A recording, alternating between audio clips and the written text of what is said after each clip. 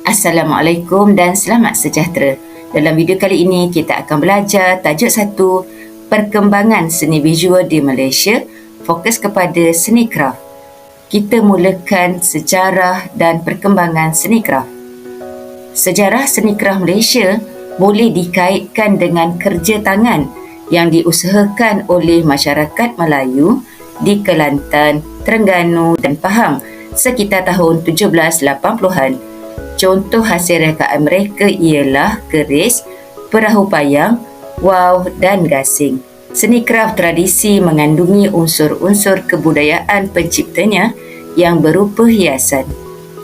Cantik ya wau ni ya pelajar-pelajar. Kedatangan imigrasi luar. Kedatangan imigrasi luar seperti kaum Cina dan India telah mempengaruhi rekaan tempatan. Proses asimilasi budaya ini terlihat pada rekaan seperti ukiran kayu, sulaman dan barang kemas. Sekarang kita lihat bidang seni kraf. Bidang seni kraf terbahagi kepada dua, iaitu tradisional dan moden. Kita lihat bidang seni kraf tradisional. Ianya terdiri daripada batik, tembika, tenunan, anyaman, ukiran kayu dan tekatan. Cantik ya hasil seni kraf ni. Kita lihat seni kraf moden. Ianya terdiri daripada seni kertas, kraf sabun, kraf manik, kraf lilin dan kraf tali. Cantik dan menarik ya hasil kraf ni.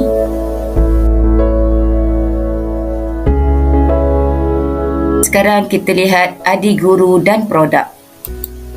Kita mulakan dengan batik. Tokohnya ialah Yusof Haji Abdullah. Beliau lahir pada tahun 1928 di Kelantan. Pernah mengikuti kursus seni kreatif, seni halus di Universiti Sains Malaysia. Rekaannya menampilkan budaya masyarakat Pantai Timur. Jom kita kenali tokoh dan contoh batik.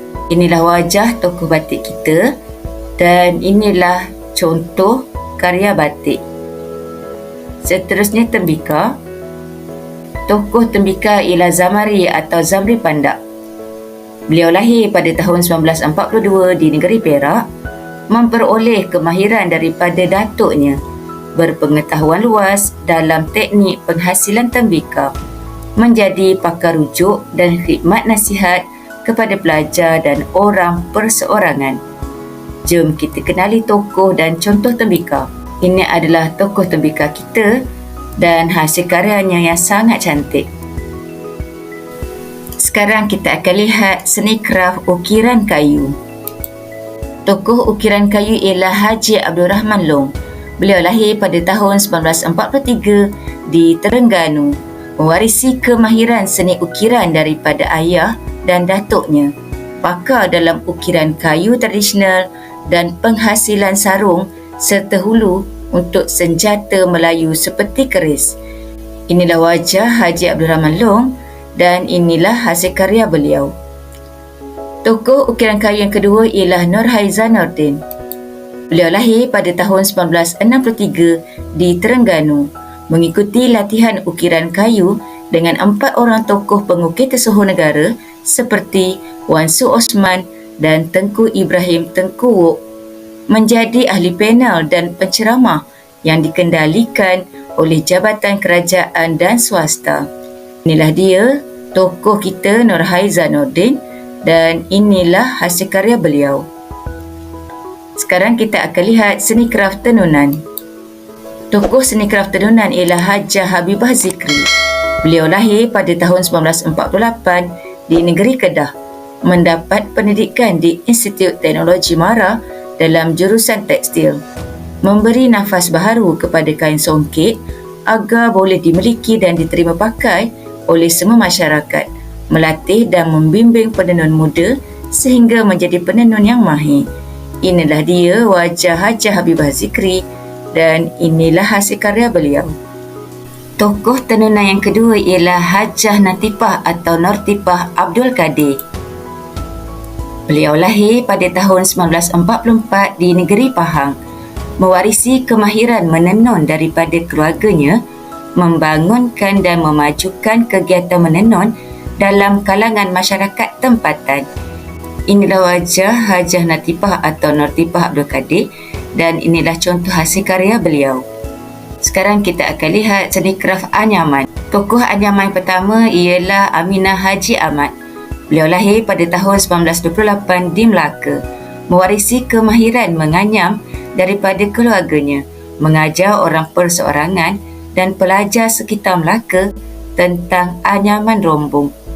Inilah dia tokoh anyaman Aminah Haji Ahmad dan ini contoh hasil karya beliau. Tokoh anyaman yang kedua ialah Ishak Kasim. Beliau lahir pada tahun 1959 di Melaka, mengikuti latihan jangka pendek anyaman rotan anjuran kraftangan Malaysia, menjadi tenaga pengajar dalam latihan industri yang dikelolakan oleh Jabatan Kerajaan. Inilah wajah Ishak Kasim dan inilah contoh hasil karya beliau. Sekarang kita akan belajar seni kraf tekatan. Tokohnya ialah Hajah Azizah Muhammad Yusof. Beliau lahir pada tahun 1938 di negeri Perak, mewarisi kemahiran daripada ibunya, memajukan kegiatan menekat dengan membuka bengkel dan ruang pameran, kreatif memilih dan mengubah reka corak berunsurkan motif flora, sering diundang menjadi pengajar dalam pelbagai program yang diadakan di dalam dan di luar negara. Dianugerahi sebagai Adik Guru Kraf Tekatan pada tahun 1995. Inilah wajah Hajah Azizah Muhammad Yusof. Tokoh tekatan yang kedua ialah Ainatisha Bilaldin. Beliau dilahirkan pada tahun 1914 di negeri Perak, mempelajari seni tekat daripada ibu dan neneknya. Produk kreatifnya mendapat tempahan daripada masyarakat setempat, kerabat diraja dan pembesar istana. Dianugerahi sebagai Adik Guru Kraf Tekatan pada tahun 1987. Inilah wajah tokoh tekatan Ainatisha Bilaldin.